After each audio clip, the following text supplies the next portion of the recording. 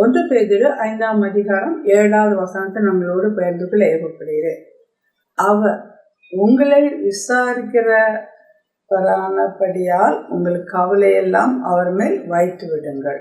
1 பேதுரு 5ஆம் அதிகாரம் 7வது வசனம் இவர் கூறுகிறது. இந்த ஆண்டவருடைய சுவாபம் என்ன அப்படின்னு சொன்னா, அவர் நம்மை அன்போடு விசாரிக்கிறார்.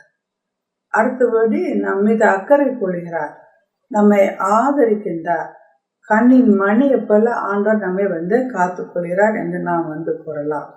எனவே இதெல்லாம் நம்முடைய வாழ்க்கையில நடக்கிறதா? நிச்சயமாக நடக்கிறது. அவர் உங்களை விசாரிக்கிறார்.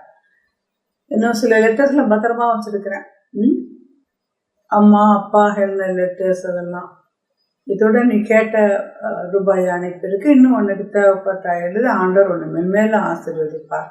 அம்மா லெட்டர், அம்மா சந்தோஷமா இருக்கியாமா, அவனுக்கு எதுவும் வேணுமாமா, யார்ட்டும் அது விசாரிக்கிறாங்க இல்லையா? அப்போ அந்த லெட்டரெல்லாம் பார்க்கும்போது எனக்கு என்ன தோணும், இப்படி ஒரு அன்பான அப்பா அம்மா, ஆண்டவரே உங்களுக்கு ஸ்தோத்திரம் ஆண்டவரே. நம்முடைய தேவையெல்லாம் சந்திக்கிறதுக்கு ஆண்டவர் அவர் வழியில நம்மை ஆசீர்வதிக்கிறார். என்ன சொல்றேன்? ஆனா உலக பிரகாரமான பெற்றோர்கள் எப்பொழுதும் இருப்பதில் நம்ம விட்டு கடந்து போய் விடுகின்றார்கள். ஆனா ஆண்டவர் என்ன சொல்றாரு அப்படின்னா, நேற்றும் இன்றும் என்றும் மாறாதவர்.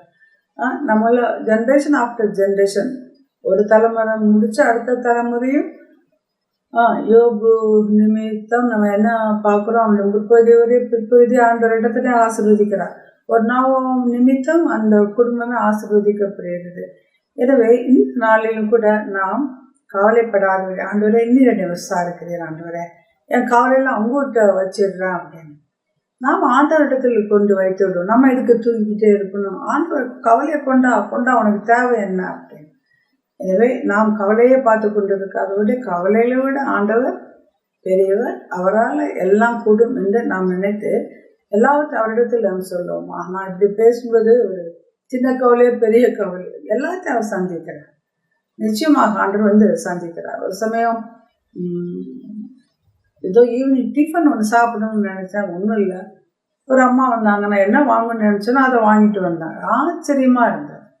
இப்படி எத்தனையோ காரியங்கள் இல்லையா, ரொம்ப கஷ்டமா இருக்குது சுவாமிங்கிறது ஆண்டவர் வழியில் நம்மளுடைய தேவையை சந்திக்கிறார். எனவே நாம் செய்ய வேண்டியதெல்லாம் உபவாசிப்போம், ஜெபம் பண்ணுவோம், ஆண்டவரிடத்தில் நாம் சொல்லுவோம். ஆண்டவர் நிச்சயமாக நம்மை ஆசீர்வதிக்கிறார். எனவே நாம் என்ன செய்யணும் அதுக்காக? சங்கீதம் 55:22 பாருங்கள், கர்த்தர் மேல் உன் பாரத்தை வைத்து விட, அவர் உன்னை ஆதரிப்பார், நீதிமானே ஒருவளும் தள்ளாட ஓட்டார். அன்பை தாப்பனே சுவாமி, ஆண்டவரே எங்களுடைய பாரத்தை நாங்கள் சுமந்து எங்களுக்கு ஒன்றும் பண்ண முடியல, உம்மண்டே கொண்டு வர்றோம்ப்பா. பரல பிதாவே தயவாக இருங்க சுவாமி, நீதிமான நீங்கள் ஒரு நாளும் தள்ளாட ஒட்டாத கர்த்தர், தயவாக இறங்கி எங்களை இந்த இடத்தினால் கழுவி பாவத்திலிருந்து மீட்பை கொடுத்து எங்களை ஆசீர்வதியும். இயேசுவின் மூலம் ஜெபிக்கிறோம் எங்கள் ஜீவனுள்ள பிதாவே. ஆமென். ஆமென்.